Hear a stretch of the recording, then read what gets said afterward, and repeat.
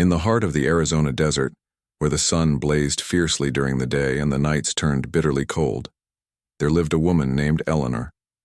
She was a settler's widow, left alone to fend for herself after her husband succumbed to illness 2 years earlier. The cabin she called home stood small and weathered, its wooden walls battered by countless storms. Yet, despite its humble appearance, it was a place of strength and resilience, much like Eleanor herself. Her days were filled with hard work, fetching water from the nearby stream, tending to her modest garden, and gathering firewood to keep the hearth burning through the long, lonely nights. Eleanor had grown accustomed to solitude. After her husband's death, she chose to stay in the wilderness rather than return to the crowded towns where gossip about her misfortune might follow her everywhere. Out here, surrounded by endless stretches of land and sky, she found peace. But peace did not mean safety. The frontier was a dangerous place, where wild animals roamed freely, and tensions between settlers and Native American tribes often erupted into violence. Stories of Apache raids on nearby settlements reached her ears regularly, but Eleanor never let fear dictate her life. Instead, she armed herself with a rifle and learned how to use it, ensuring she could protect what little she had built. One chilly evening, as the sun dipped below the horizon and painted the sky in hues of orange and purple, Eleanor sat by the fire inside her cabin. The crackling flames cast flickering shadows on the walls, creating an illusion of movement where none existed. Outside, the wind whispered through the trees, carrying with it the faint scent of pine. It was then that she heard it, a sound that made her pause mid-stir at the pot of stew simmering over the fire. A rustle. At first she thought it was just the wind playing tricks on her, but when the noise grew louder, unmistakably closer, her senses sharpened. Eleanor rose quietly, setting the wooden spoon aside. She reached for the rifle propped against the corner of the room, her fingers brushing against the cool metal barrel. Her heart pounded in her chest as she moved cautiously toward the door. The cabin's thick wooden walls muffled most sounds, but she strained her ears anyway, listening intently. Another rustle came, this time accompanied by a soft groan. Someone or something was outside. Fear gripped her, but so did curiosity. If it was an animal, she would scare it away with a shot fired into the air. But if it was a person, well, that was another matter entirely. Taking a deep breath, Eleanor unlatched the door and opened it just wide enough to peer out. The sight that greeted her froze her in place. There, collapsed near her porch, lay a man. His clothes were torn and bloodied, his dark hair matted with dirt and sweat. He wasn't moving, though his shallow breathing indicated he was still alive. For a moment, Eleanor hesitated. Something about him seemed familiar yet foreign. He wore garments unlike those of the settlers she knew, adorned with intricate patterns that hinted at Apache craftsmanship. Apaches were feared by many settlers. Tales of their raids and skirmishes were common among the communities scattered across the frontier. And yet, here was one of them, lying helpless at her doorstep. Her mind raced with conflicting thoughts. Should she close the door and pretend she hadn't seen him? Or should she take a risk and offer help? The latter option terrified her. What if he woke up and attacked her? What if others found out she had sheltered an Apache warrior? Yet, as she stared at his motionless form, she couldn't bring herself to turn away. Despite the warnings she'd heard all her life, she saw not a threat but a human being in desperate need of aid. Swallowing her fear, Eleanor stepped outside, rifle slung over her shoulder, and approached him carefully. Kneeling beside the man, she noticed the extent of his injuries. A bullet wound marred his leg, the flesh swollen and caked with dried blood. His skin was pale beneath the grime, suggesting he had lost a significant amount of blood. Whoever had done this to him had left him for dead. Eleanor glanced around nervously, half expecting more Apaches or worse rival settlers to appear at any moment. But the surrounding landscape remained eerily silent, save for the occasional hoot of an owl in the distance. With great effort, Eleanor managed to drag the unconscious man onto her porch and eventually inside her cabin. Every step felt like a gamble, each movement fraught with uncertainty. Once inside, she laid him gently on the floor near the fire, hoping its warmth would revive him. She fetched a bucket of water and some clean rags, though her supplies were limited. As she worked to clean his wound, her hands trembled, not only from the physical exertion but also from the weight of what she was doing. This act of kindness could cost her dearly if discovered. Still, she pressed on, determined to see it through. Hours passed as Eleanor tended to the stranger. She removed the bullet lodged in his leg using a pair of tweezers, biting her lip to stifle a gasp every time he winced or groaned in his unconscious state. When the wound was finally cleaned and bandaged, she allowed herself a brief moment of relief. Exhausted, she sank into a chair, watching the rise and fall of his chest as he slept. Though she didn't know his name or his story, she couldn't shake the feeling that their paths crossing was no mere coincidence. Little did she realize that this fateful decision, to save a man who was both a stranger and an enemy in the eyes of many, would change the course of her life forever. The next morning, Eleanor woke to the sound of birds chirping outside her cabin. For a brief moment, she forgot about the events of the previous night and the wounded man lying on her floor. But as soon as she opened her eyes and saw him still, their reality came rushing back. She sat up slowly, stretching her stiff muscles from sleeping in the chair by the fire. Her body ached from the effort of dragging him inside and tending to his injuries, but her mind was restless with questions. Who was he? Why had he been shot? And what would happen now that she had taken him in? Eleanor decided to focus on the immediate tasks at hand. She needed to check his wound again to make sure it wasn't infected. Kneeling beside him, she gently unwrapped the bandage she had tied around his leg. The bullet wound looked angry and red, but it didn't seem to be festering, at least not yet. She cleaned it again with water and applied a poultice made from herbs she had gathered months ago. As she worked, the man stirred slightly, his eyelids fluttering open for the first time. His dark eyes met hers, wide with confusion and pain. For a moment, neither of them spoke. Eleanor held her breath, unsure of how he would react. Would he lash out? Would he try to attack her? But instead he simply stared at her, his gaze softening as if he understood that she meant no harm. He tried to sit up, but a sharp intake of breath told her the movement had caused him immense pain. She placed a firm hand on his shoulder, pushing him back down gently. "Stay still," she said, though she doubted he understood her words. Still, her tone must have conveyed something, because he stopped struggling and lay back against the blankets. Over the next few days, Eleanor continued to care for the stranger. She fed him broth and kept his wound clean, doing everything she could to help him heal. Communication between them was limited since they didn't share a language, but they found ways to express themselves through gestures and facial expressions. When he pointed to himself and said a word that sounded like Taza, Eleanor realized he was introducing himself. She repeated the name slowly, earning a faint smile from him. In turn, she pointed to herself and said, "Eleanor." Though their names were all they could exchange, it felt like the beginning of some kind of understanding. As Taza grew stronger, Eleanor learned more about him. One day, while she was mending one of his shirts near the fire, he began drawing symbols in the dirt floor with a stick.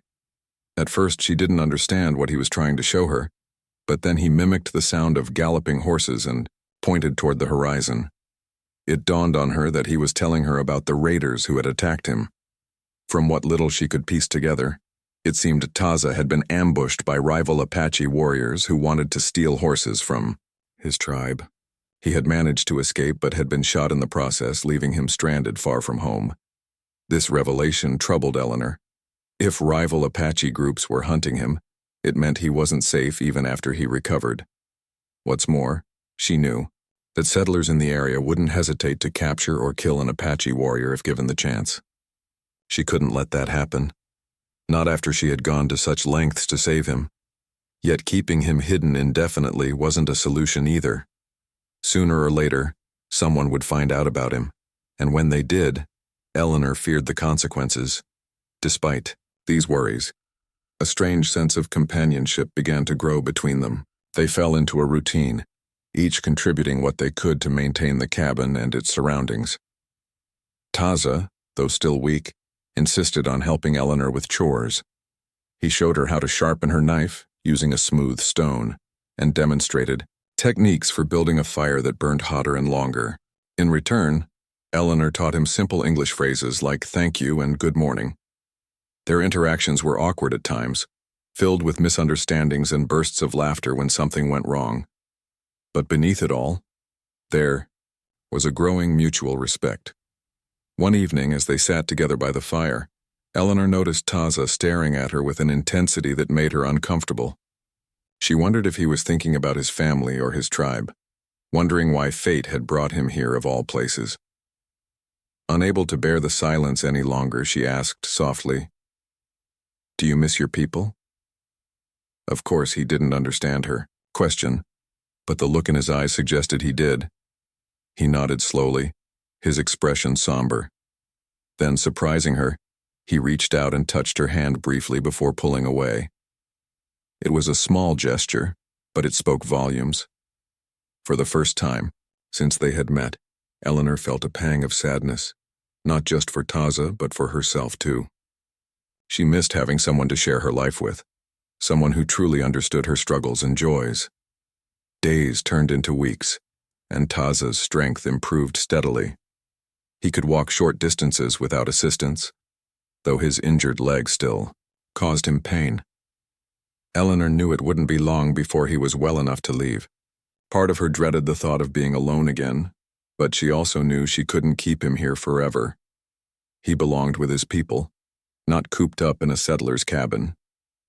Still, the idea of saying goodbye weighed heavily on her heart. One afternoon, while Eleanor was chopping wood outside, she heard hoofbeats approaching in the distance. Her stomach tightened with dread. Visitors rarely came this far out unless they were lost or looking for trouble. Grabbing her rifle, she hurried back to the cabin and motioned for Taza to hide. He obeyed without hesitation, slipping into the shadows of the small storage room at the back of the house. Moments later, 3 soldiers appeared on horseback, their uniforms dusty from travel. They dismounted and approached her cautiously, their rifles slung over their shoulders. "Ma'am," one of them called out, tipping his hat. "We're searching for an Apache raider reported to be in this area. Have you seen anyone suspicious?" Eleanor's mind raced. She forced herself to remain calm, clutching her rifle tightly. "No," she lied, her voice steady despite the turmoil inside her. "I haven't seen anyone." The soldier studied her face, clearly skeptical. "Mind if we take a look around?" he asked, gesturing toward the cabin. Panic surged through her, but she nodded reluctantly. There was no way to refuse without raising suspicion. As the soldiers entered her home, Eleanor prayed silently that they wouldn't discover Taza, followed closely behind them, pretending to cooperate while secretly scanning the room for any sign of him. To her relief, the soldiers didn't check the storage room thoroughly. They glanced around, muttered among themselves, and then left, satisfied that nothing was amiss. Once they were gone, Eleanor exhaled deeply, her knees nearly buckling with relief. She closed the door behind them and locked it securely before turning to Taza, who emerged from his hiding spot. His face was pale, and his hands trembled slightly. He looked at her with gratitude, mouthing a single word: "Thank you." That night, as they sat by the fire once more, Eleanor realized something important. Saving Taza had changed her. It had forced her to confront her fears, challenge her prejudices, and step outside the boundaries of what society expected of her. And though their worlds were vastly different, they had found common ground in their shared humanity. Whatever happened next, she knew one thing for certain: she couldn't go back to the way things were before. The days following the soldiers' visit were tense. Eleanor couldn't shake the feeling that they might return, or worse, that someone else would come looking for Taza. The thought of him being discovered weighed heavily on her mind, making it hard to focus on anything else. She tried to act normal, going about her daily chores as if nothing unusual had happened, but her heart raced every time she heard a noise outside. Even the rustling of leaves in the wind made her jump. Taza seemed to sense her unease. He stayed, close to the cabin, avoiding anything that might draw attention, and helped with tasks quietly, always keeping an eye on the horizon. Despite their caution, life inside the cabin began to feel different. There was a new kind of closeness between them, born out of shared danger and reliance. They had saved each other in their own ways. Eleanor by nursing Taza back to health, and Taza by reminding her what it meant to trust again. Yet neither dared to speak of it openly. Words weren't needed. Their actions said enough. When Eleanor struggled to lift a heavy bucket of water, Taza stepped in without hesitation.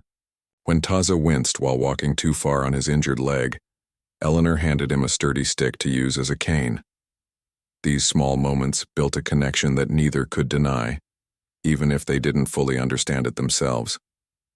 One evening, as the sun dipped below the jagged cliffs casting long shadows across the land, Eleanor sat on the porch mending a torn shirt. Taza joined her, sitting cross-legged on the wooden planks. He held a piece of wood in his hands, carving it with a small knife. His movements were slow and deliberate, his brow furrowed in concentration. Curious, Eleanor leaned closer to see what he was working on. It was a small figurine roughly shaped like a bird.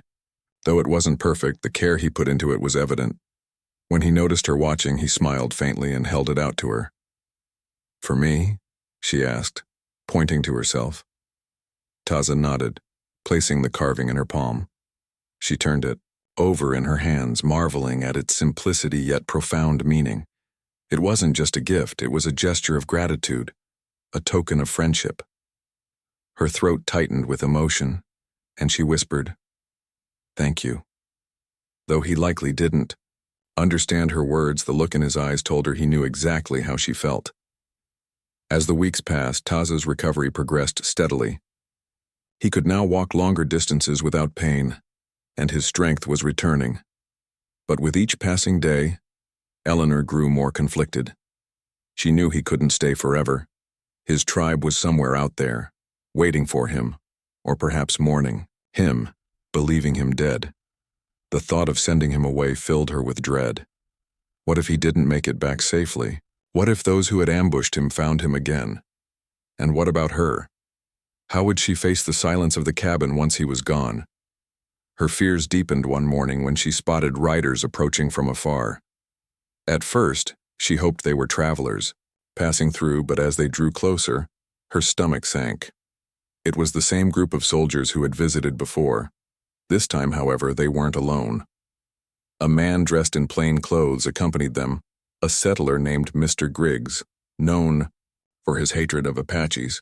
His presence sent a chill down Eleanor's spine. She recognized him immediately.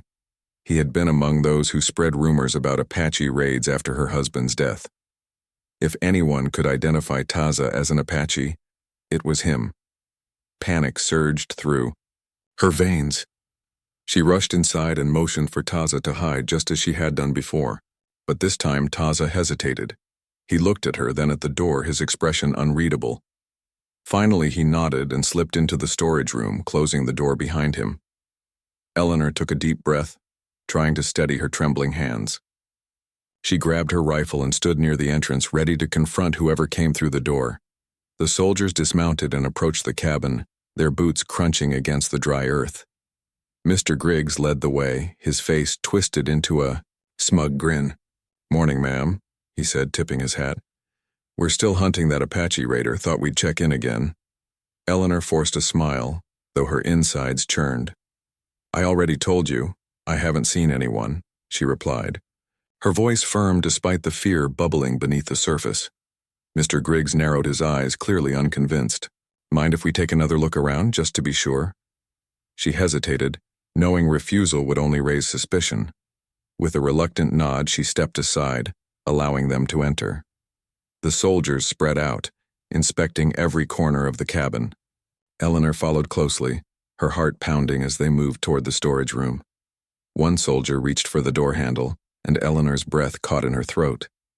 She stepped forward quickly, placing herself between them and the door. "That's just where I keep supplies," she said, her tone sharp. "Nothing interesting in there." Mr. Griggs raised an eyebrow, studying her carefully. "Supplies, huh? Mind if we take a peek anyway?" Before Eleanor could respond, the soldier opened the door. To her horror, the room was empty. Taza was nowhere to be seen. Relief washed over her, but it was short-lived. She realized he must have slipped out through the window while she distracted the men. Her relief turned to worry. Where had he gone? Was he safe? Had he been caught outside? The soldiers searched the rest of the cabin but found nothing. Frustrated, Mr. Griggs muttered something under his breath and signaled for them to leave. As they mounted their horses, Eleanor watched them ride away, her legs threatening to give out beneath her.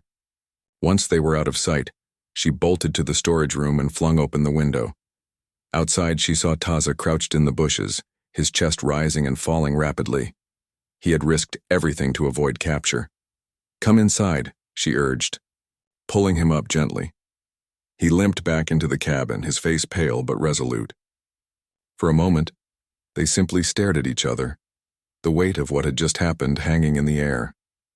Then, unexpectedly, Taza reached out and placed a hand on her shoulder. It was a silent promise, a vow that he would not forget what she had done for him. Later that night, as they sat by the fire, Eleanor broke the silence. "They'll keep coming," she said softly.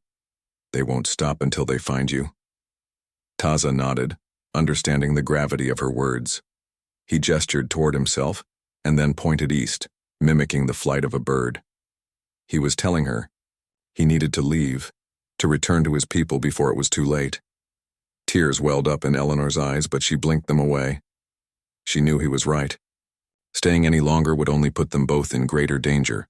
But as the hours ticked by, an idea began to form in her mind, an idea so bold, so unthinkable, that it terrified her. Yet deep down, she knew it might be the only way to save him. When dawn broke the next morning, Eleanor made her decision. She would go with him, not all the way to his tribe, but far enough to ensure his safety. Together they would face whatever lay ahead, trusting in the bond they had forged in the most unlikely of circumstances. The morning sun rose slowly over the horizon, casting a golden glow across the desert. Eleanor stood outside her cabin, staring at the vast expanse of land before her. Her heart felt heavy, yet determined. She had made up her mind. She would help Taza reach safety, even if it meant leaving behind everything she had worked so hard to build. The thought of abandoning her home filled her with sadness, but she knew it was the right thing to do. For days now, soldiers and settlers had been searching for him, and staying in the cabin was no longer an option. If they were caught together, both their lives would be in danger. Inside, Taza was gathering what little supplies they could carry: a few strips of dried meat, a water skin, and a blanket. He moved quietly, his movements deliberate and efficient. When he saw Eleanor standing by the door, he paused and gave her a questioning look. She nodded, signaling that she was ready. Though neither spoke much, their eyes conveyed volumes. There was fear, yes, but also resolve. They were about to embark on a journey neither of them had planned for, one that would test their courage and trust in ways they couldn't yet imagine. Before they left, Eleanor took one last look around the cabin. Memories flooded her mind. The laughter she had shared with her late husband, the countless nights spent alone by the fire, and the recent weeks caring for Taza. This place had been her refuge, her sanctuary. Leaving it felt like saying goodbye to a part of herself. But as she closed the door behind her, she reminded herself why she was doing this. It wasn't just about saving Taza. It was about proving to herself that she could still make choices, driven by compassion rather than fear. They set off just as the first rays of sunlight warmed the earth. Taza led the way, his steps steady despite his injured leg. Eleanor followed closely, clutching a small bundle of supplies in her arms. The path ahead was uncertain, winding through rocky terrain and dense patches of brush. Every sound, the rustle of leaves, the distant call of a bird, made her flinch. She kept glancing over her shoulder, half expecting to see riders pursuing them. But the land remained eerily quiet, save for the crunch of their footsteps on dry soil. As they traveled, Taza occasionally pointed out landmarks or gestured toward hidden dangers, like snake nests or unstable ground. His knowledge of the wilderness amazed Eleanor. Growing up among settlers, she had learned to survive, but Taza's skills went far beyond hers. He seemed attuned to the land in a way she could never be, reading its signs and rhythms like a language written in the wind. Watching him navigate their surroundings filled her with admiration and a growing sense of humility. She realized how much she still had to learn, not just about surviving in the wild, but about understanding people who were different from her. By midday, the heat became unbearable. The sun blazed overhead, turning the air into a shimmering haze. Sweat dripped down Eleanor's face and her throat felt parched. Taza noticed her struggling and motioned for her to stop under the shade of a large mesquite tree. He handed her the water skin and gestured for her to drink. Grateful, she took a sip, letting the cool water soothe her parched mouth. As she rested, Taza sat beside her, scanning the horizon with sharp eyes. Though he didn't say anything, his protective stance reassured her. She felt safer with him than she had in years. When the sun began to dip lower in the sky, painting the landscape in hues of orange and pink, they decided to make camp. Taza gathered wood while Eleanor prepared a simple meal using the supplies they had brought. They ate in silence, watching the stars appear one by one in the darkening sky. For the first time since they had left the cabin, Eleanor allowed herself to relax slightly. Sitting there under the vast night sky, surrounded by nothing but nature, she felt a strange sense of peace. It was as though the world had shrunk to just the two of them, free from judgment and prejudice. But the peace was short-lived. In the middle of the night, Eleanor woke to the sound of faint voices carried by the wind. At first, she thought it might be her imagination, but when she heard the unmistakable clatter of hooves, panic gripped her. She shook Taza awake, whispering urgently, "Someone's coming." He sprang to his feet instantly, grabbing his knife and motioning for her to stay low. Together, they crept toward the edge of their makeshift camp, peering into the darkness. In the distance, torches flickered, illuminating the silhouettes of several riders. They were still far away, but heading in their direction. Eleanor's heart raced. Were these more soldiers? Or perhaps the rival Apache warriors who had ambushed Taza before? Either way, being discovered meant certain trouble. Without hesitation, Taza grabbed her hand and pulled her into the shadows. They moved quickly, weaving through thickets and crouching behind rocks until they found a narrow ravine where they could hide. For hours, they stayed huddled in the ravine, listening to the sounds of the riders passing above them. The tension was palpable, every breath shallow and measured. Finally, when the noises faded into the distance, Eleanor let out a shaky sigh of relief. Taza squeezed her hand gently, a silent gesture of gratitude. Though they couldn't speak each other's languages, their bond had grown stronger through moments like this, moments of shared fear and survival. As dawn broke the next morning, they emerged from their hiding spot, weary but unharmed. The journey had taken a toll on both of them, but they pressed on, knowing they couldn't afford to stop for long. By late afternoon, they reached a ridge overlooking a wide valley. Taza stopped suddenly, pointing toward the horizon. At first, Eleanor didn't see anything, but then she noticed it. A cluster of tents nestled among the trees, smoke rising lazily from small fires. It was Taza's tribe. Relief washed over Eleanor as she realized they had made it. Taza turned to her, his expression soft yet serious. He placed a hand on her shoulder and said something in his language, his voice filled with emotion. Though she didn't understand the words, she knew what he meant. He was thanking her, not just for helping him reach his people, but for everything she had done for him. Tears welled up in her eyes and she nodded, unable to speak. Taza started walking toward the valley, but after a few steps he paused and looked back at her. Eleanor hesitated. She wanted to go with him to meet his family and show them that not all settlers were enemies. But she also knew she didn't belong there. Her place was elsewhere, in a world that would never fully accept him either. Yuri, a heavy heart. She waved him forward, signaling that he should go ahead without her. He stared at her for a moment longer, then nodded and continued down the slope. Eleanor watched him disappear into the distance, her chest tight with a mix of emotions. Sadness, Pride and uncertainty swirled inside her. She had saved his life, and in doing so, she had changed her own. Though their paths had diverged once again, she knew she would never forget him, or the lessons he had taught her about courage, kindness, and the power of human connection. Eleanor stood on the ridge for a long time, watching until Taza's figure blended into the distant camp below. The sun hung low in the sky, casting long shadows across the valley. Her heart ached with a mixture of sadness and relief. She had done what she set out to do. She had gotten him safely back to his people. But now, standing alone in the vast wilderness, she felt the weight of her solitude more than ever before. The journey had changed her, and returning to her old life seemed impossible. Everything felt different now, as though the world itself had shifted while she was away. With a heavy sigh, Eleanor turned and began retracing their steps. Each step felt heavier than the last, not just because of the physical exhaustion, but because of the emptiness settling over her. For days she had been focused solely on survival and protecting Taza. Now that he was gone, there was nothing left to distract her from the enormity of what she had done and what she had lost.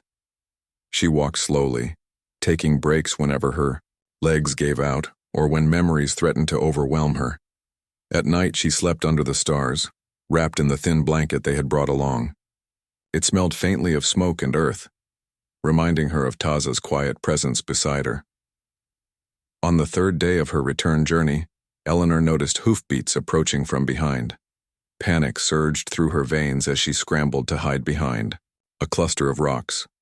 She gripped the rifle she had carried all this way, her fingers trembling against the cold metal.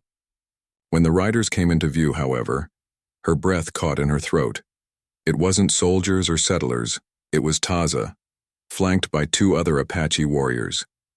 He rode bareback on a sturdy chestnut horse, his posture confident yet calm. Relief flooded through her, followed quickly by confusion. Taza dismounted and approached her cautiously, holding out an open hand as if to show he meant no harm. His companions stayed mounted, their expressions unreadable. Eleanor lowered her rifle slightly but kept it close, unsure of what to expect. "What are you doing here?" she asked, even though she knew he wouldn't understand her words. He pointed toward himself, then at her, and finally gestured back toward the valley where his tribe waited. She shook her head, trying to convey that she couldn't go with him. But Taza didn't relent. Instead, he stepped closer and took her hand, his touch gentle yet firm. For a moment they simply stood there, locked in a silent exchange. Then one of the warriors spoke sharply, breaking the tension. Taza turned to respond, his tone respectful but resolute. Whatever the conversation was about, it seemed clear that Taza was determined to bring Eleanor back with him. She hesitated, torn between fear and curiosity. What would his people think of her? Would they welcome her or see her as a threat? And what about her own future? Could she truly leave behind everything she had known to live among strangers? Finally, after what felt like an eternity, Eleanor nodded. She didn't know why she agreed. Perhaps it was the look in Taza's eyes, filled with both hope and desperation. Or maybe it was the realization that she had nothing left to lose. Either way, she climbed onto the horse behind him, gripping its mane tightly as they began the ride back to the valley. The other two warriors fell into formation around them, their movements fluid and practiced. As they rode, Eleanor clung to Taza's waist, feeling the warmth of his body through the thin fabric of his shirt. It was strange how safe she felt, despite the uncertainty ahead. When they arrived at the camp, the entire tribe turned to watch their arrival. Children stopped playing, women paused their chores, and men rose from their seats near the fires. Eleanor slid off the horse awkwardly, her legs stiff from the long ride. She glanced around nervously, unsure of what to do or say. Taza stepped forward and addressed the crowd in his language, his voice steady and commanding. Though she couldn't understand the words, his tone suggested he was explaining who she was and why she was there. After a moment, the murmurs died down, replaced by cautious nods and curious stares. An older woman approached them, her face lined with age but her eyes sharp and intelligent. She studied Eleanor carefully, circling her as though inspecting every detail. Then, without warning, the woman reached out and touched Eleanor's cheek. It wasn't a hostile gesture, more like an appraisal. Satisfied, she said something to Ataza, who responded with a respectful bow. From that point on, the atmosphere shifted. People began to smile, some even offering small gifts, a piece of bread, a woven bracelet, or a cup of water. Eleanor accepted them graciously, overwhelmed by their generosity. Over the next few days, Eleanor settled into a rhythm within the camp. Taza introduced her to basic tasks like grinding corn or fetching water, which she performed clumsily at first but gradually improved upon. The women taught her how to weave baskets and prepare meals using ingredients she had never seen before. Despite the language barrier, they communicated through gestures and laughter, forming bonds that transcended words. Slowly, Eleanor began to feel less like an outsider and more like part of the community. But not everyone welcomed her. Some men eyed her with suspicion, muttering amongst themselves whenever she passed by. One evening, as she sat by the fire with Taza, a young warrior confronted them. His tone was harsh, his gestures aggressive. Taza stood up immediately, stepping between Eleanor and the man. Their argument grew heated, drawing the attention of others in the camp. Finally, the elder who had inspected Eleanor earlier intervened, her voice cutting through the tension like a knife. Whatever she said silenced both men, and the confrontation ended as abruptly as it had begun. That night, as they lay beneath a blanket of stars, Eleanor turned to Taza. "Why did you come back?" "For me?" she asked softly, knowing he wouldn't understand. He looked at her for a long moment, then placed a hand over his heart.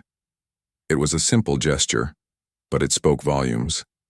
In that instant, Eleanor realized something profound. Taza hadn't saved her life just so she could survive.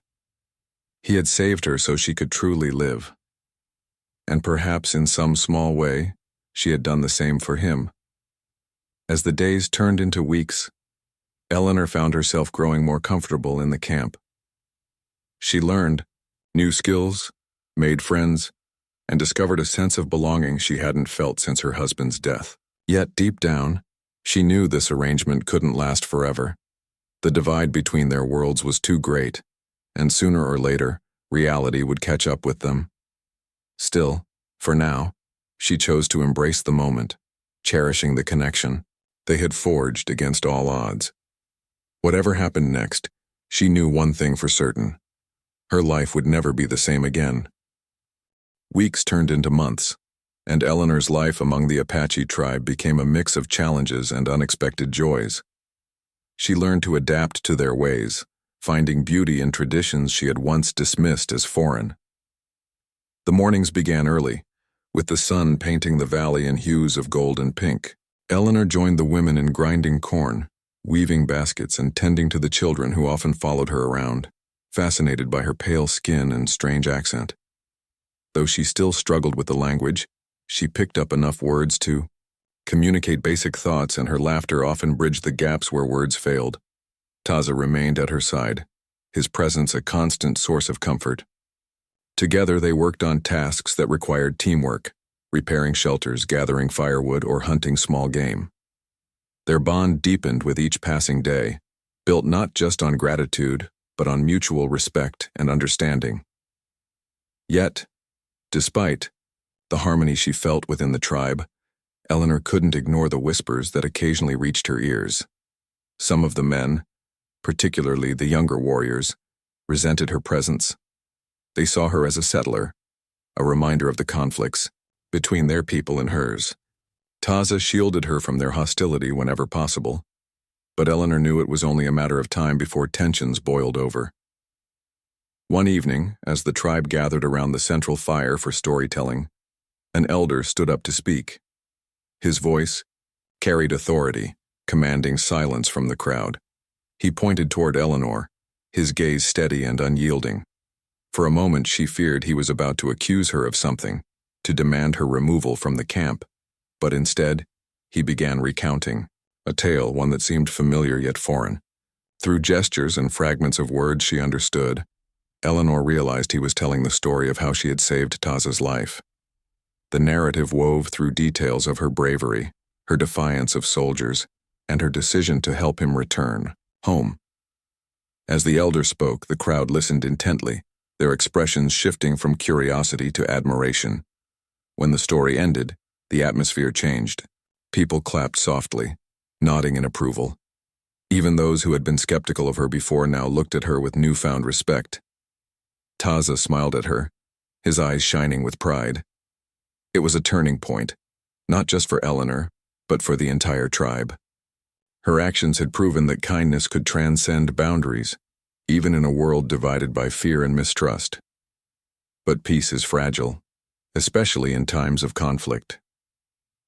One afternoon, while Eleanor was helping gather herbs near the edge of the camp, a group of settlers appeared on horseback. Their leader was none other than Mr. Griggs, the man who had visited her cabin weeks earlier. His face twisted into a sneer when he spotted her among the Apache. "Well, well," he said, his voice dripping with disdain. "Looks like we found our traitor." Eleanor froze, her heart pounding in her chest. Behind her, the Apache warriors stepped forward, their weapons ready.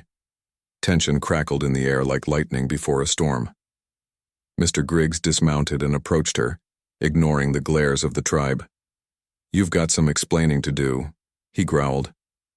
"Why are you living with these savages?" Before Eleanor could respond, Taza stepped between them, his stance protective and defiant.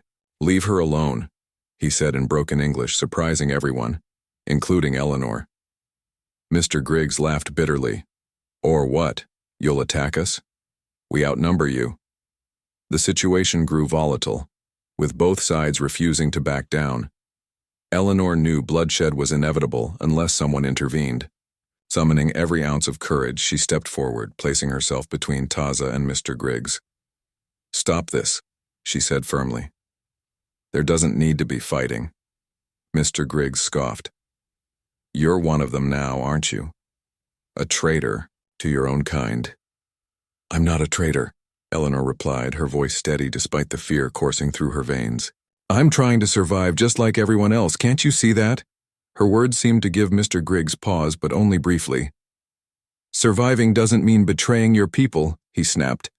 "Come with us, or stay here and face the consequences." Eleanor glanced at Taza, then at the faces of the Apache surrounding her. These were her people now, the ones who had accepted her, protected her, and given her a second chance at life. She shook her head. "I'm staying." For a moment it seemed as though violence would erupt, but then, unexpectedly, the elder who had told Eleanor's story stepped forward. He addressed Mr. Griggs in halting English, reminding him of the treaty agreements between settlers and tribes. His tone was calm but firm, leaving no room for argument. Reluctantly, Mr. Griggs signaled for his men to retreat. As they rode away, Eleanor let out a shaky breath, her knees threatening to buckle beneath her. That night, the tribe held a celebration in her honor. Songs filled the air and dances brought smiles to weary faces. Taza sat beside her, his hand brushing against hers. In that moment, Eleanor realized something profound. She had found a new family, not because of blood or obligation, but because of choice. She had chosen to stand with Taza, just as he had chosen to stand with her. As the days passed, Eleanor continued to live among the Apache, learning more about their culture and sharing pieces of her own. She taught them simple phrases in English, while they introduced her to rituals and beliefs she had never imagined. Together, they created a bridge between two worlds, a fragile yet powerful connection forged through trust and love. Years later, when outsiders asked about her unusual life, Eleanor would smile and say simply, "Sometimes the hardest choices lead to the greatest rewards," and though her journey had been fraught with danger and uncertainty, she wouldn't trade it for anything. In saving Taza, she had saved herself, and in doing so, she had discovered a love that transcended all boundaries.